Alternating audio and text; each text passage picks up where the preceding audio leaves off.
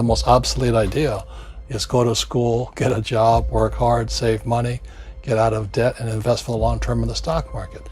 See, why would you save money when they're printing trillions of dollars? The gap between the 1% and 99% is massive. You see, it's not just money. You have to step back and look at the bigger picture. So what do you do? In every one of us is a poor person. There's still a poor person inside me. There's also a middle class person, and the middle class person wants security. They want that steady paycheck. And there's a rich person. And they're all inside of us, except that it's not taught. You're taught to go to school, get a job, and get a paycheck. You're not taught to how to get rich. If you read Rich Dad, Poor Dad, my rich dad refused to pay me. He said the paycheck was one of the most damaging things you could take in your life. He says the moment you take a paycheck, you're an employee, and that's the mindset. So my rich dad never paid me. He drove my poor dad, government employee, nuts. You gotta pay people, you gotta pay people. And Rich Dad was not saying that the paycheck was bad. He says he didn't want to be a slave to money.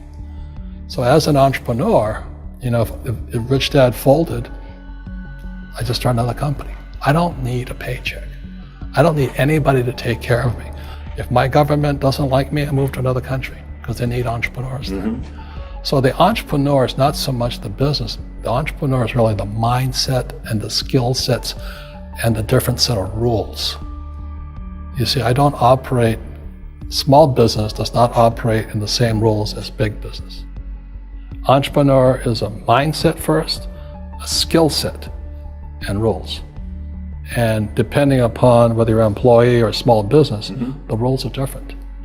The mindsets are different, the skill sets are different. If you could say one thing to somebody who's never been an entrepreneur and they're thinking about making the leap of faith into becoming an entrepreneur, what could you tell them? Well, I'll just tell them the same thing that happened to me. My last paycheck, I still remember it clearly. It was one of the worst and the best days of my life. And I was in Puerto Rico. I was working for Xerox, and my boss gave me my last, it wasn't a paycheck, it was a bonus check. I think it was about $30,000 taxable. It's the only problem with that. So I got this check and I went, holy mackerel. So I was excited, but I was also disturbed. And so this other guy comes up to me, his name was John, and John says to me, he says, you're gonna be back. I said, why? He says, because you're gonna fail. I looked at him and said, look, few expletive words, because that's what he did. He left Xerox, failed, and he came back. And I said, look, you failed and you came back, but I'm gonna fail and I'm never coming back. And that's the attitude. Do you know what I mean? If you say, well, if I fail, I'll go back to mommy and daddy, then that's what you'll do. So if you fail, that's when I became an entrepreneur, because I had no money. I had no money for years.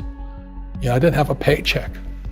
But that's what my rich dad encouraged me to do. He says, when you don't have this paycheck, you get hungrier, smarter, and it's a test of your character. Will you become a crook? Will you become dishonest? Will you cheat and steal? Or will you become a better human being? So really, that's the benefit of becoming an entrepreneur, is you really find out who you are when you don't have anything. So you always have to look at the big picture. Too many people look at, well, what's going to happen to me? When you look at the big picture, you're also going to know that when something bad happens, something good's going to happen. But you got to prepare for whatever is coming. If you think next 20 years will be like the last 20 years, you're going to get creamed. When you and I go to the supermarket and we buy a carton of milk, we always check for the expiration date. But most people do not check for the expiration date on their brains. Instead of get out of debt, I get into debt. I just refinanced $300 million in debt. I went from 5% to 2.5% interest. I made a fortune. Every month, more money comes in because my cost of money has gone down. So while some financial experts are saying get out of debt, I'm saying learn how to use debt. So when I came back from in Vietnam in January of '73, the first thing my rich dad said to me was go to school to learn how to invest in real estate. It wasn't real estate, it was how to use debt and taxes. Debt and taxes make the rich richer. Debt and taxes make the poor, the middle class, poor. So all the rich guys who are doctors and lawyers or, those guys, they're getting creamed and they don't know why. Doctors are getting creamed. Oh yeah, they make it more money, but the take home is less. Sure. My doctor just yelled at me. He was happy. He says, "Oh, guess what? I finally made $1 million." And I said, "Yeah, this was just 3 weeks ago." And so I said, "Yeah, well, how much you pay in tax?" He says, $750,000 in taxes. So his net was about $400,000. That's not bad. But when I make $1 million, I keep $1 million.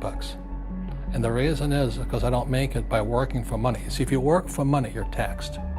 So that's why lesson number 1 in Rich Dad, Poor Dad is the rich don't work for money.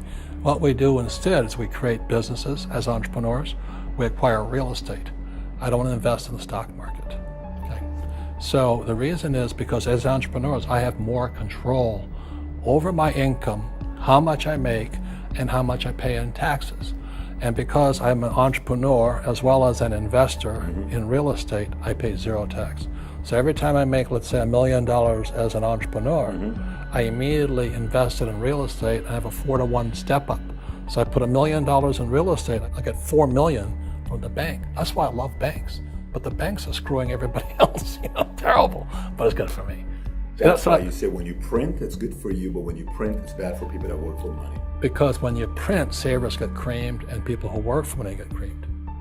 When they print, debtors get rich. You see, debt and taxes make the rich richer, and debt and taxes make the poor middle class poorer. When we have obsolete ideas, we get obsolete results. So what's happening for most people, the idea of going to school, getting a job, working hard, saving money, getting out of debt, buying your house because it's an asset, and investing for the long term, is obsolete. The world has changed. The world changed in 1971 when President Nixon took us off the gold standard and money became debt. What if we get rid of school? Then what would happen? Would it be better if we had no educational system at all? No, I'm saying education is more important before. It's just obsolete. There's Moore's Law which states information doubles every 18 months. In other words, everything's obsolete 18 months. So, and this is just a recent phenomenon. So when you come out of school, you're already obsolete. And that's why I'm the old guy, I meet my friends who went to Harvard. Yeah, I went to Harvard. I said, yeah, that was how long, 50 years ago? Today, the banks are charging you interest to save money. In other words, banks don't want your money because they printed too much of it. And that's why there's this bubbles in stocks and bubbles in real estate and all this. People are dumping the cash because, as I said in here, savers are losers and cash is trash. And yet people, well, I want a high-paying job. Well, that's an obsolete idea. Get out of debt is an obsolete idea. You should learn how to get into debt, how to use debt to get rich, and they'll never teach you about taxes. The reason the 1% is way up here and the 99% are going this way is because when you print money, 2 things happen: inflation and taxes. It's crushing them. And any entrepreneur thinks, I'm just going to make money, I'm going to start a business and make a lot of money because of what we talk about. They really have got to smell the roses, man. That's not what the real entrepreneurs are doing. Most entrepreneurs, there's 28 million small business owners in America. 24 million are what are one-person entrepreneurs. They're called non-employee entrepreneurs. So and that's what happens is when people don't really understand what an entrepreneur does. So most big people are self-employed, but they're not really entrepreneurs. The self-employed pay the highest taxes of all, and nobody tells them that. Yeah, it's also called the entrepreneurial spirit, but what we were actually talking about was there's no such thing as a bad economy. There's externally, you and I, we all have an external economy, but we also have an internal economy, and the willpower is to change our internal economy. So for me, I can see the good and I can see the bad. I don't really give a damn because I'm going to be rich anyway. But a poor person with a poor personal economy, all they're going to see is a bad economy because they don't know how to make money in any economy. And a middle class person, they have a middle class economy. What they want is a nice house and a steady paycheck and the job and the car. And so when you take their job away, to them, that's disaster. Well, since an entrepreneur doesn't have a job anyway, it's no big deal. So all I'm saying to people, and it's what Bucky Fuller taught me, there's always two sides, you know what I mean? Unity is plural, at minimum two. So if you think the economy is bad, it's because your economy is bad. If you think that steady, employment is important, then you'll see an economy without jobs. Your economy versus the external economy. What you control versus what you can't control. I can control. Yeah, it's called an internal focus versus an external focus. So the real entrepreneur has an internal focus. That if they fall down, they say, "Oh, this is good, because I'm going to go up higher." The average person will fall down and say, "Oh, I'm going to take some Prozac," or somebody has a mistake. So, "Oh, the mistakes don't matter." Well, mistakes matter. It means you didn't know something. But a real entrepreneur, whether they fall down, they always can go up. They can stand back up and go higher. That no matter what happens to them, they get stronger and better and smarter and happier. But a person with a weak internal mindset is that they're so afraid of what happens, it generally happens. Like, people who are afraid of losing their jobs, they generally lose their jobs. You know what I mean? Yeah, so everything you can comes through you. Yeah, so the entrepreneur first job is to control inside here, not outside there. The moment you take that paycheck, you're an employee. You've got to be stronger than that. It's about inside control.